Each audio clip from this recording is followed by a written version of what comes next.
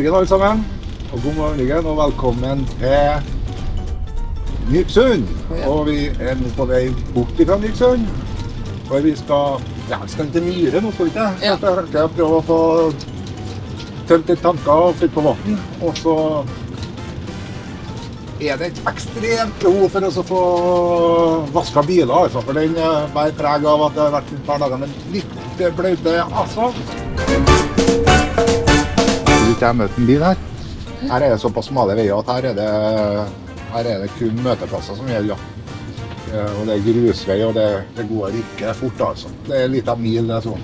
Men samtidig så det en fantastisk utsikt, noe som dere kanskje ser litt utover der, ikke sant? Masse øyer og... Masse øyer og veldig vakkert, da. Og så det jo Norskehavet utenfor der igjen. Her ser vi jo nå hvorfor at det tar litt tid bortover her. Det smalt og bratt, så her det bare å ta seg tida. Vi venter nå på den bilen som kommer hit, så får vi møtes her, tror jeg. Andre bobilen står 200 meter foran oss her, så vi får vel ta det derifra.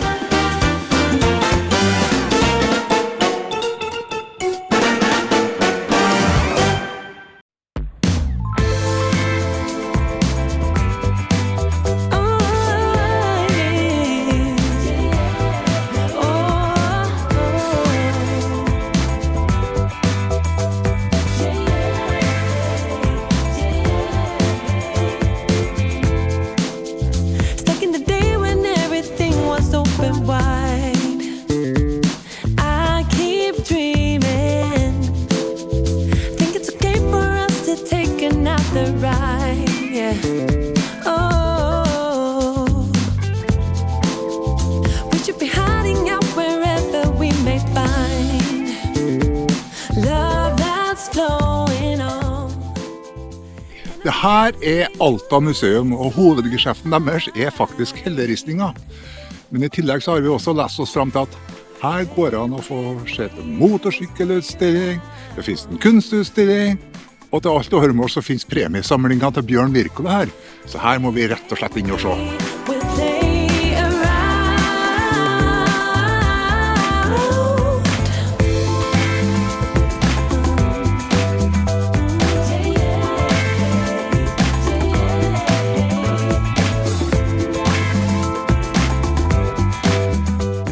Helleristningene i Alta kom på UNESCOs verdensarvliste i 1985. Over 6000 figurer nå registrert. De mellom 2000 og 7000 år gammel. Helleristningen ble laget av svaberg i strandsonen, og etter hvert som landet hevet seg, og nye glatte svaberg kom til syne, så tok man dem i bruk til å lage nye helleristninger på. De eldste feltene ligger derfor langt over dagens havnivå, mens de yngre ligger litt lavere i terrenget.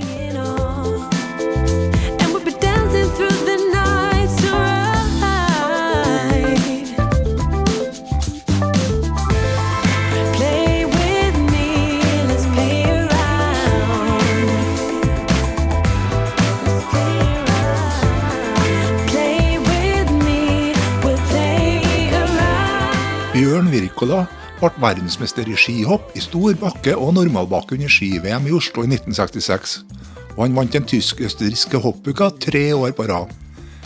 I tillegg så han seriemester og cupmester i fotball med Rosenborg, og så har han som en av veldig få spilt 3 cupfinaler på rad, også det for Rosenborg.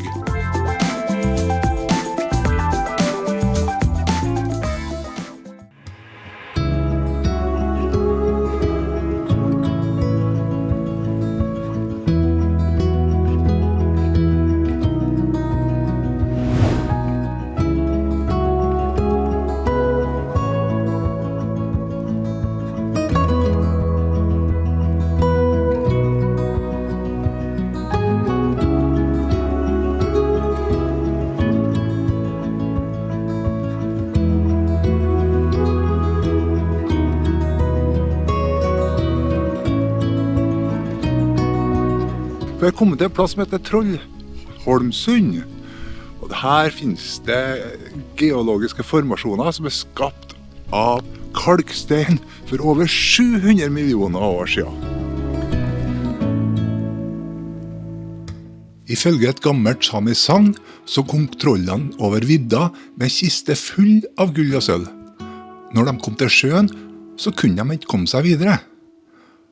Og når de ikke klarte å gjemme seg fort nok, så ble de til stein når sola stod opp. Troll ble tydeligvis lett solbrent.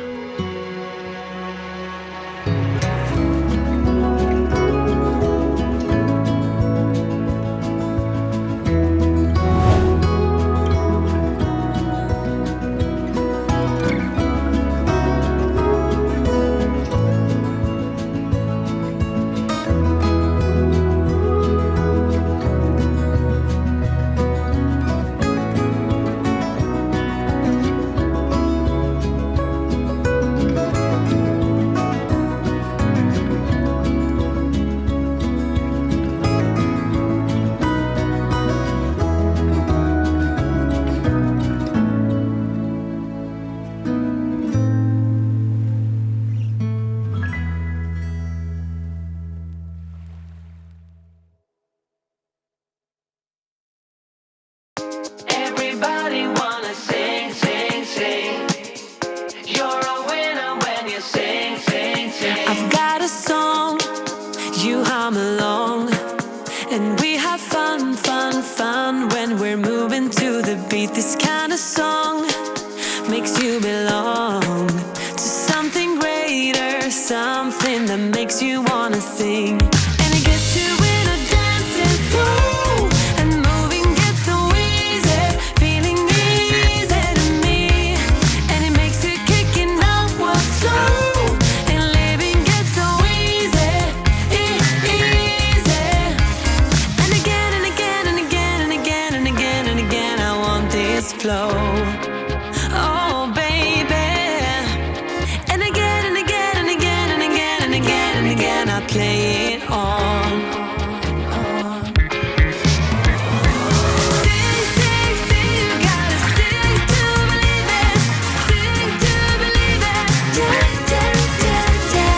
Sing, sing, sing, if you can sing, you can feel it. Give it, get out, just go for the top.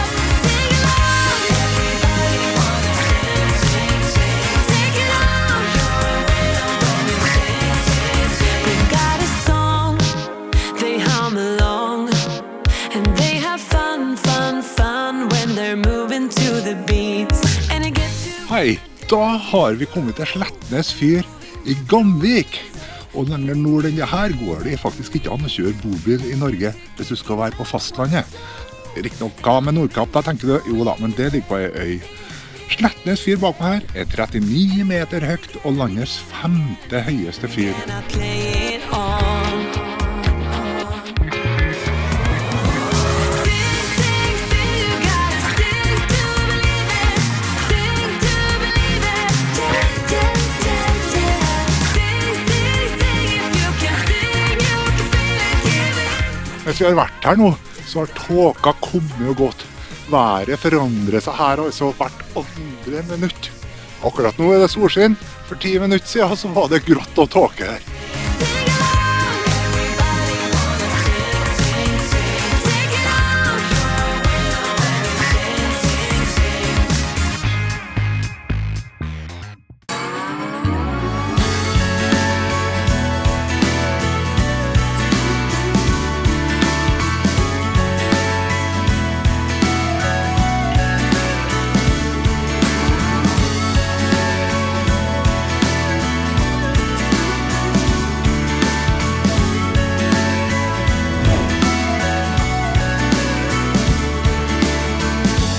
This thing we had was only tonight. What if we did ignore the sunlight? Let's go, let's run, 'cause I couldn't stand to listen to the sound of our flight. Ooh, there's no reason to fight this pain. Sailing stormy rivers, I can feel you shiver. What if this could last forever? Babe, you got me on my knees.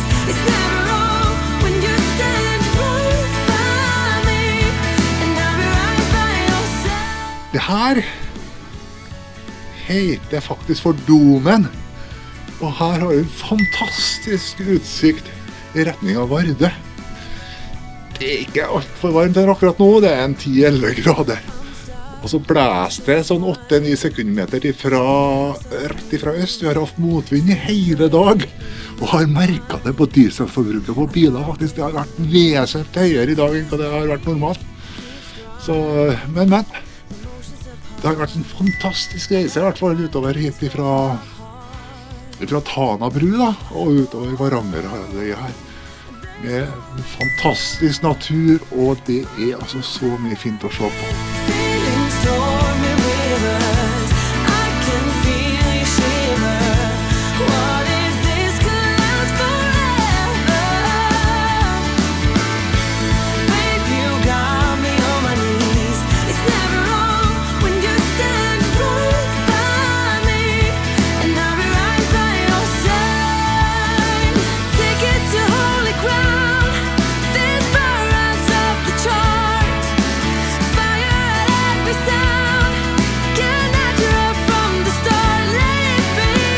Let it be all around. I'm falling apart now. Don't fight this pain. Sailing stormy rivers, I can feel you shiver.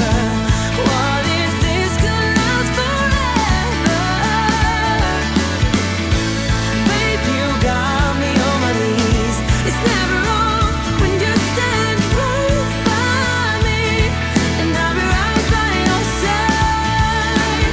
Sailing stormy rivers, and I can feel you shiver. What if this could last forever? Babe, you got me on my knees. It's never wrong when you stand right by me, and I'll be right by your side.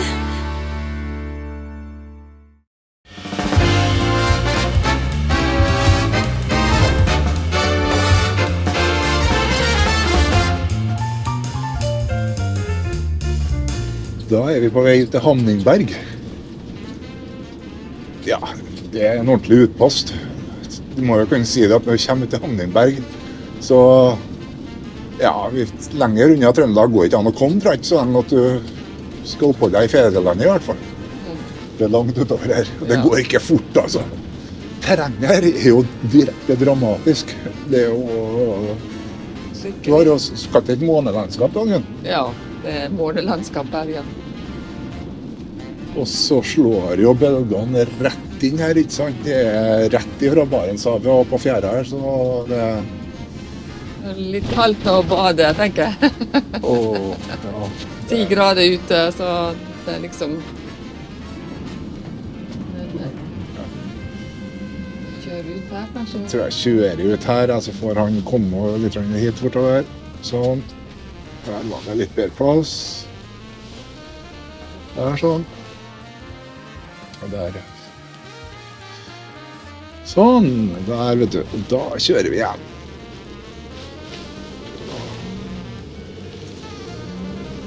Det er faktisk en del trafikk utover her, altså. Jeg er sikker på det at vi har møtt i hvert fall 15-20 biler. Så det er tydelig at det, men ja, ok, Hamningberg består av stort sett 60-70 feriehus, da, så det er kanskje ikke så rart at folk kjører seg en tur ut og inn. Vi ser jo faktisk borti der nå, så ser vi jo Hamningberg, helt ytterst.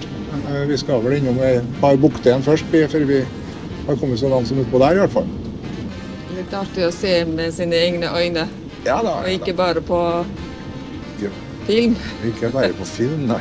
Sånn som dere ser nå. Nei.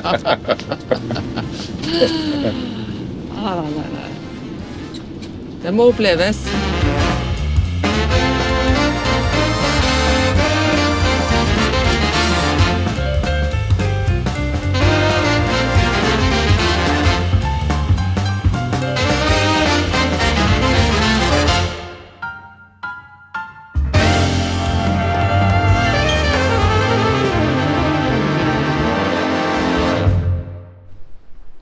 Hamningberg er et fraflyttet fiskevær ytterst på Varangerhalvøya i Finnmark. Veien fra Vardø til Hamningberg blir ikke brøytet om vinteren. Derfor er det ingen fastboende hen. Alle de 65 husene er derfor fritidsboliger. Når tyskerne måtte trekke seg ut av Finnmark på slutten av den andre verdenskrig, så benyttet de den brente jords taktikk. Så å si hele Finnmark ble brent og ødelagt. Men de rakk aldri å dra ut til Hamningberg for å sette fyr på bygningene. Derfor finner man hus her fra før andre verdenskrig, og noen er sågar satt opp på 1800-tallet. Småkaldt på Hamningberg, men vi har da kommet til Europas endeplass her da. Nå går ikke an å kjøre lenger altså. Nå kommer vi ikke oss lenger bort enn hit. Føler oss litt bortreist også, men nå skal vi ha oss en kopp kaffe og prøve å komme litt i varmen igjen. For bak meg her så er det en kafé. Dit skal vi nå.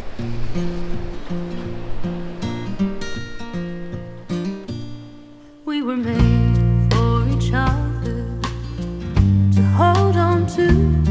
I was carved out of redwood beneath your moon.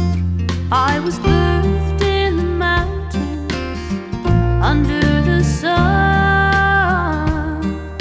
Something's changed, you can't see my face in the crowd no more. Something's changed, you can't see my face in the crowd no more. We are living the dream together out here on the road, and our love takes center stage at every single show. But lately you've been distant, and I don't know what for. Something's changed, you can't see my face in the crowd no more.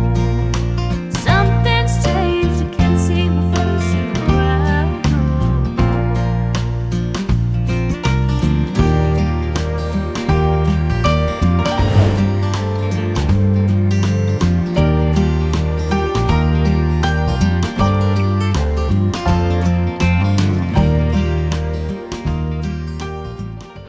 Ja, da er vi ferdig med vår ekspedisjonstur til Nord-Norge.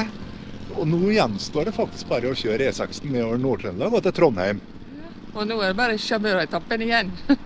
Something's changed, you can't see my face in the crowd no more. På denne turen så har vi hatt 24 overnattinger i bobilen, vi har kjørt 5500 kilometer, og vi har brukt 530 liter med diesel.